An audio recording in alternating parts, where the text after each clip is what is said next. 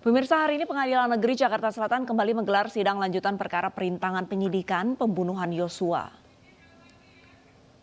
Hari ini berdasarkan laman Pengadilan Negeri Jakarta Selatan, terdapat 3 jadwal persidangan untuk kelima terdakwa kasus perintangan penyidikan. Sidang pertama dengan terdakwa Hendra Kurniawan dan Agus Nurpatria. Kemudian selanjutnya terdakwa Arif Rahman Arifin. Dan terakhir sidang ketiga dengan terdakwa Cuk Putranto dan Baikuni Wibowo.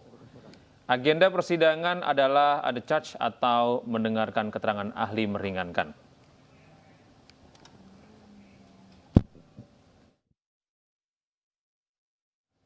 Dan pemirsa, untuk mengetahui jalannya sidang perintangan penyidikan kasus pembunuhan Brigadir Yosua, sudah bergabung bersama kami ada Nadia Valerie di sana.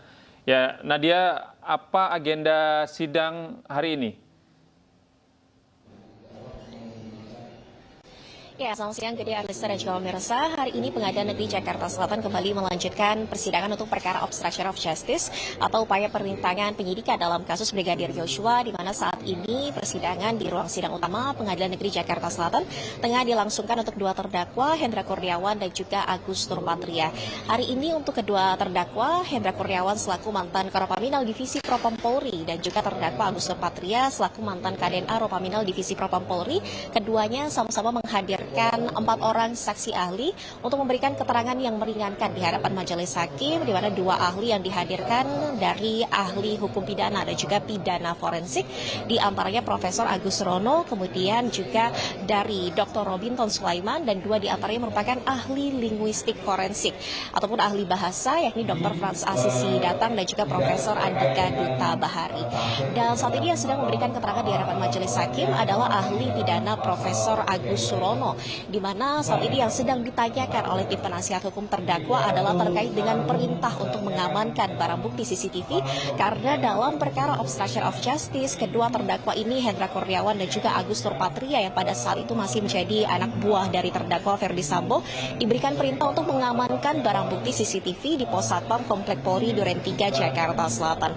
Yang masih menjadi perdebatan hingga saat ini adalah tim penasihat hukum berpendapat sesuai dengan pasal 51 ayat 1 KUHP terkait dengan perintah jabatan yang diberikan oleh penguasa yang berwenang, seharusnya kedua klien ini tidak dapat dihukum karena pada saat itu keduanya juga hanya menjalankan perintah dari Ferdi Sambo yang pada saat itu masih berpangkat Jenderal Bintang 2 dengan jabatan Kepala Divisi Propam Polri.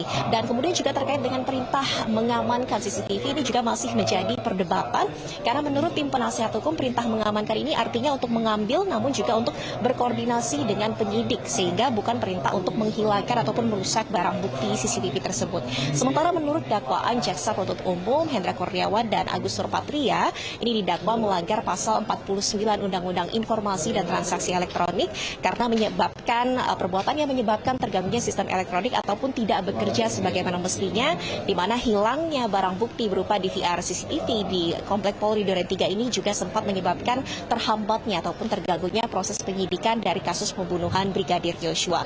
Selain sidang untuk 2 terdakwa Hendra Kurniawan dan juga Agus Nurpatria, selanjutnya persidangan juga akan dilanjutkan untuk terdakwa Arif Rahman Arifin selaku mantan anak buah Hendra dan Agus yang pada saat itu menjabat sebagai Wakaden B Ropaminal Divisi Propam Polri.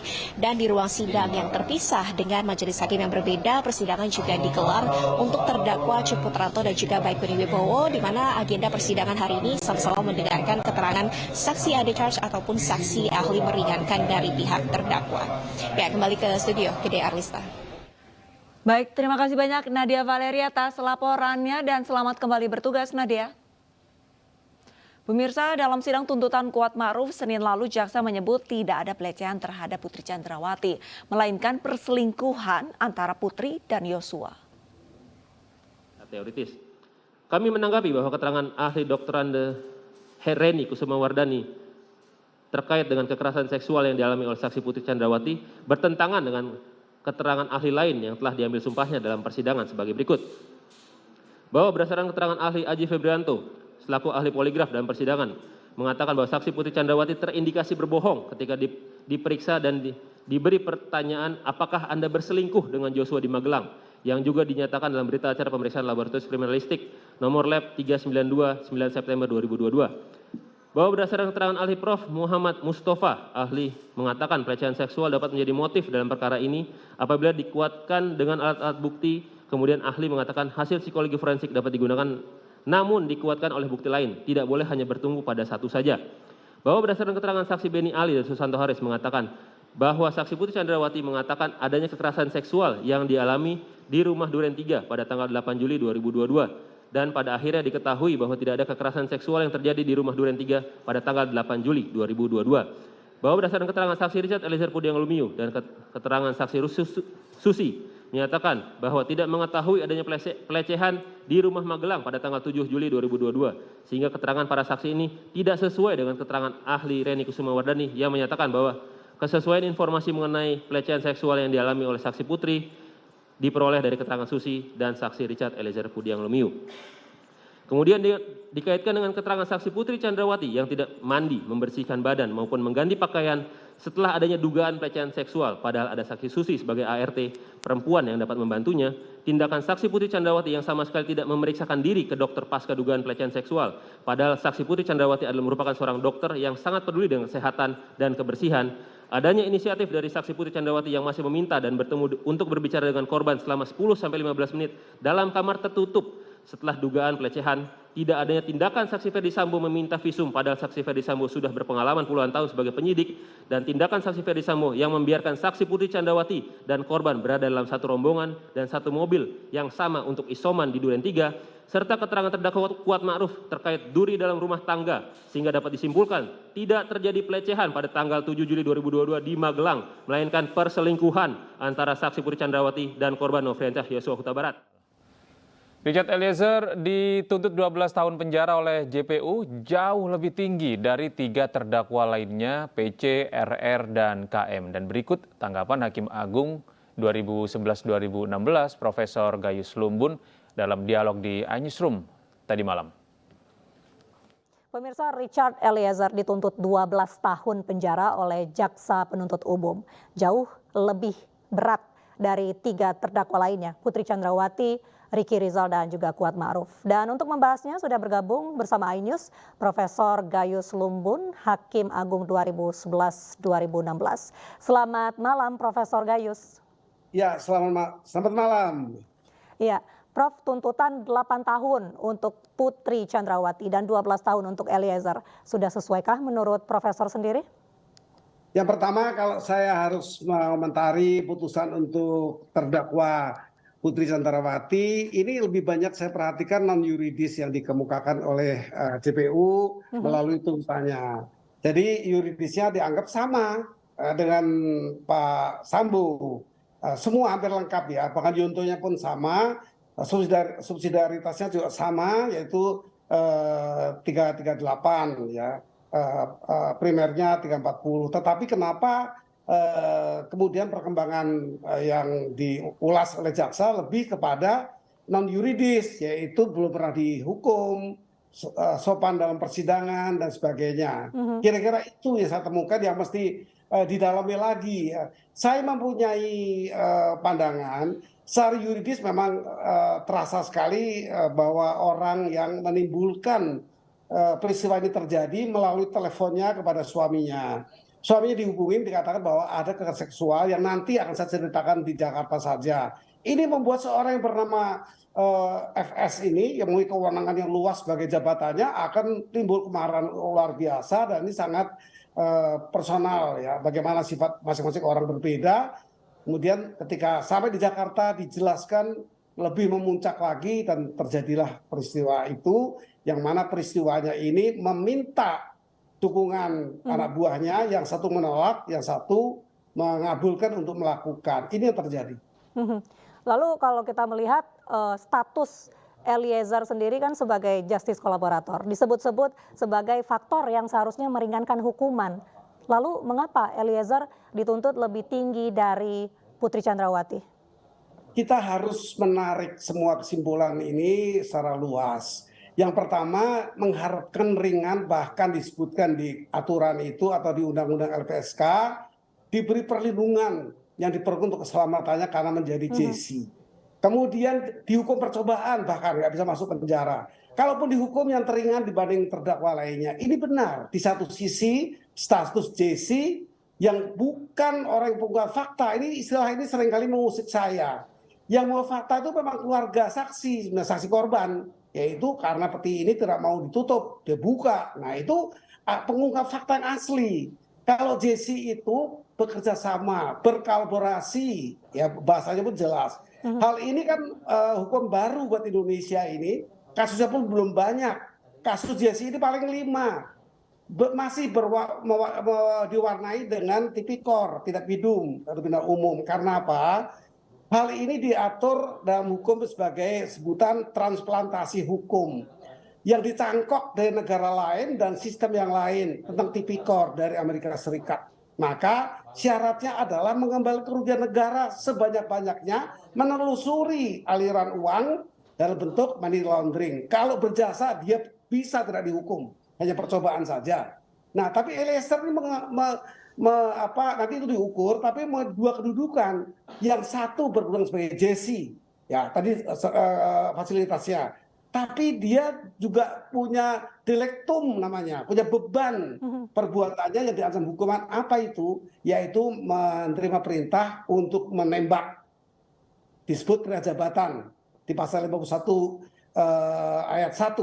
Ayat 2-nya itu tegas mengatur. Itu tidak berlaku bagi orang itu kalau perintahnya ini bukan perintah yang sah. Karena ini menyimpang. Dan ini perintah yang menyimpang.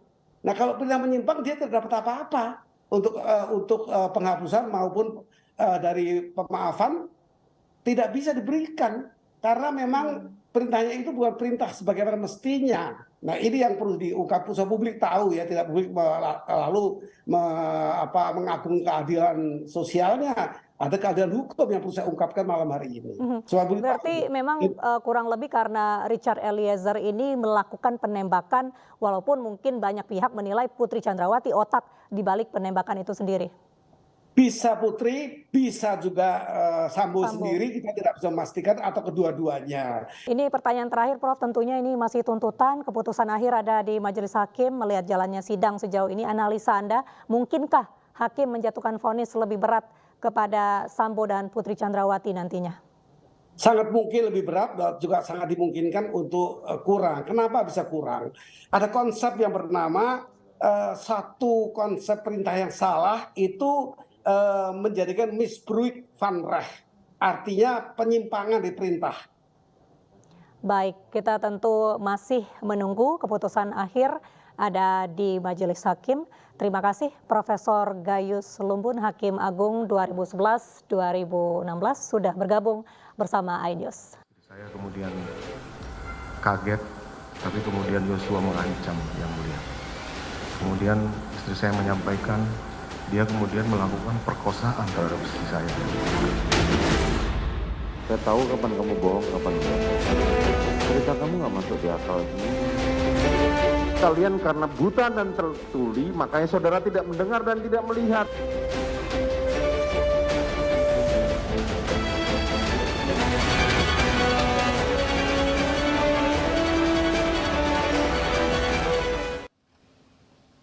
Warga di Nagari Lima Kaum, Kabupaten Tanah Datar, Sumatera Barat dihebohkan dengan penemuan sesosok bayi laki-laki yang terbungkus kantong plastik di teras musola. Bayi yang masih dalam kondisi hidup ini langsung dilarikan ke RSUD untuk mendapatkan perawatan.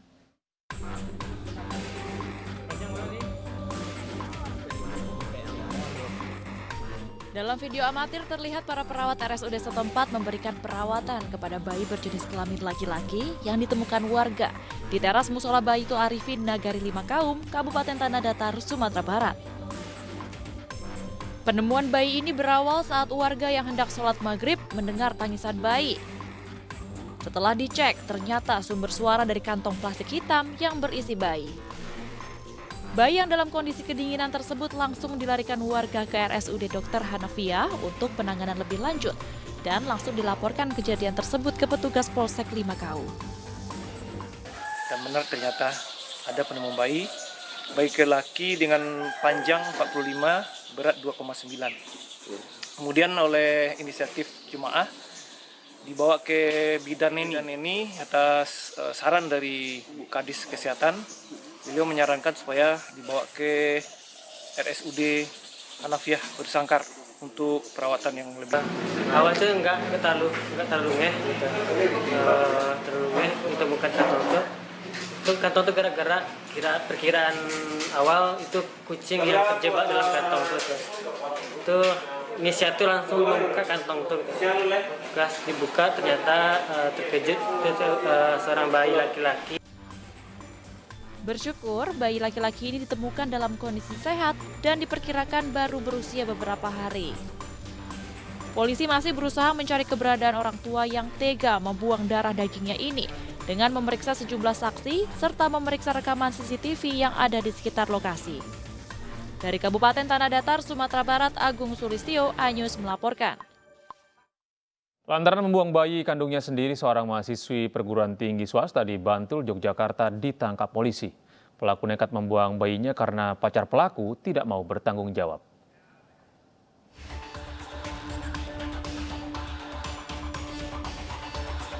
Seorang mahasiswi sebuah perguruan tinggi swasta asal NTB di Yogyakarta diamankan petugas Polsek Sewen Bantul.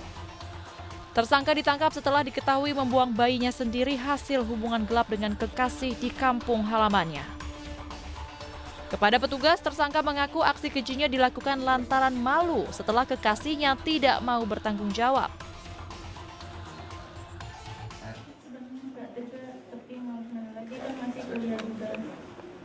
Kenapa? Malu atau seperti apa, Mbak? Takut orang tua atau seperti apa? Iya, takut orang tua juga tahu. Terus ayahnya di mana, Mbak?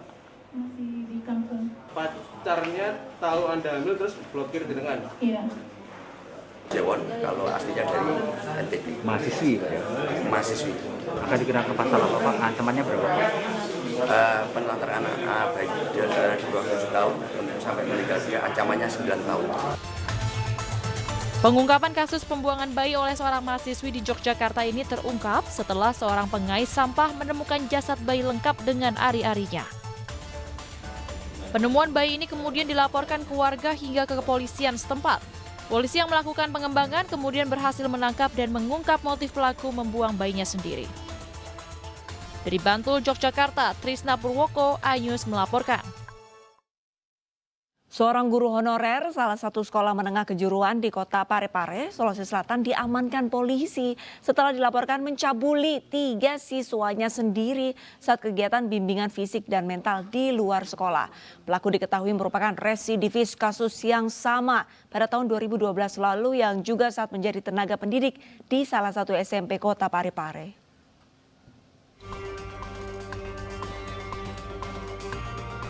Seorang guru honorer salah satu SMK di Kota Parepare, Sulawesi Selatan ditangkap polisi karena mencabuli 3 siswinya sendiri.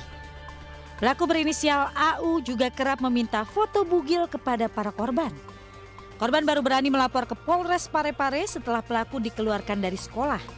Pelaku yang berusia 44 tahun ini juga merupakan residivis kasus serupa pada tahun 2012 lalu saat menjadi tenaga pengajar di salah satu SMP Kota Parepare.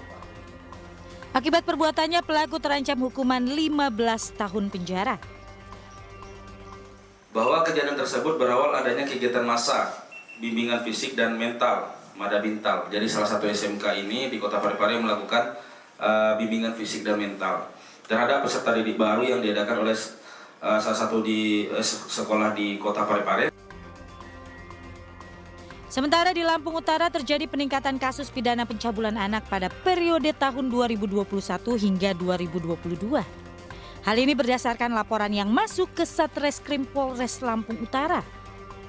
Berdasarkan pemeriksaan petugas, korban pencabulan berusia 4 hingga 17 tahun. Sedangkan usia pelaku beragam, mulai dari anak-anak, remaja hingga orang dewasa.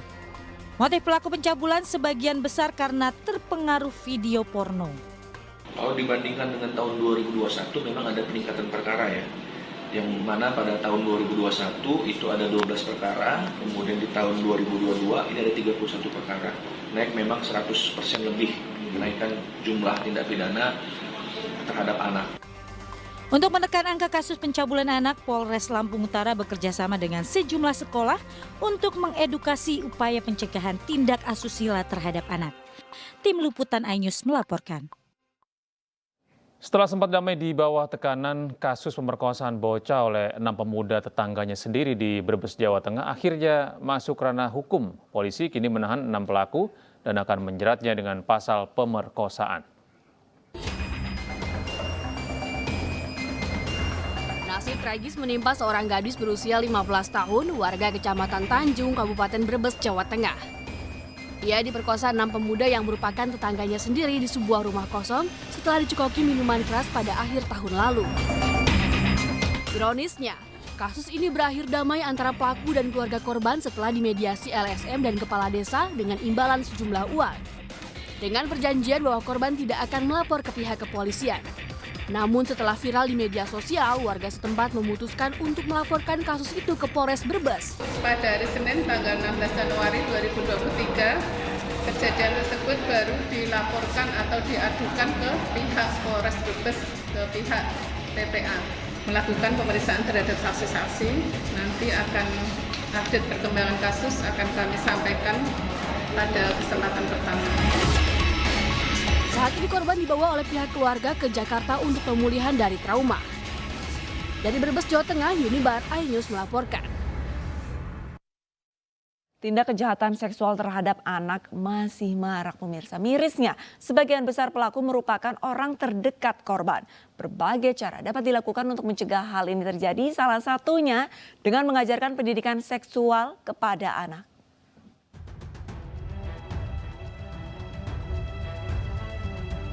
Ditangkapnya seorang guru honorer di Parepare, Sulawesi Selatan akibat mencabuli 3 siswinya, menambah panjang daftar kasus pelecehan seksual terhadap anak di Indonesia. Bahkan Polres Lampung Utara juga mencatat tindak pidana pelecehan seksual terhadap anak di wilayah Lampung Utara meningkat 100% dari tahun 2021 hingga 2022. Psikolog klinis Anindita Citra menjelaskan bahwa 90% kasus pelecehan seksual terhadap anak pelakunya dikenal oleh korban maupun keluarga. Perlu dilihat nih, kira-kira anak kita itu paling sering berinteraksi sama siapa sih? Dan apa yang dilakukan? Apakah ada perlakuan-perlakuan spesial yang diberikan, pujian-pujian berlebihkah, ada message atau pesan-pesan yang terlalu frekuensinya sering melebihi kepentingan, misal dari guru, dari pengasuh, atau siapapun lah anggota keluarga. Itu perlu kita cukup waspadai ya. Memang tidak semua pasti punya intensi buruk, tapi tidak ada salahnya mewaspadai. Cek juga sejauh mana orang tersebut menghargai personal space anak kita, ranah privat anak kita. Apakah interaksinya sering dilakukan di tempat-tempat yang mungkin sepi, tidak banyak orang melihat, blind spot gitu ya, sehingga kita tidak bisa memantau. Apakah dia juga menginvasi ranah privat seperti kamar mandi yang tidak seharusnya dilakukan oleh orang tersebut. Pendidikan seksual sejak dini bisa melindungi anak dari kejahatan seksual, mulai dari mengenalkan bagian tubuh yang tidak dilihat dan disentuh orang lain, seperti dada, bibir, organ reproduksi, dan bokong. Selanjutnya, ajarkan konsep perbedaan jenis kelamin. Orang tua harus mengajarkan anak mengenai perbedaan jenis kelamin antara laki-laki dan perempuan. Menanamkan budaya malu. Hal ini dapat dilakukan dengan meminta anak tidak melepaskan atau mengganti pakaian di tempat umum. Mengawasi tontonan anak, orang tua wajib mengawasi tontonan anak untuk meminimalisir dampak negatif. Mendampingi anak saat bermain ponsel, serta menumbuhkan rasa kepercayaan anak kepada orang tua.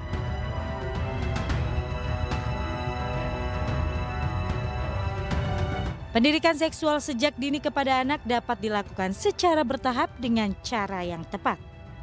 Tim Liputan iNews melaporkan. Ya pemirsa dan Gede, ini tingkat kriminalitas ataupun pelecehan seksual terhadap anak-anak ini tiap tahun justru angkanya semakin tinggi seperti itu. Gede selaku orang tua ini mengajarkan seksual pada anak-anak nggak sih sejak dini? Ya tentu saja ya, ini menjadi keprihatinan kita karena kan kekerasan seksual ini bagaikan gunung es gitu ya, kelihatannya sedikit di atas. Ini jumlahnya sudah banyak ya, padahal masih banyak lagi sebenarnya.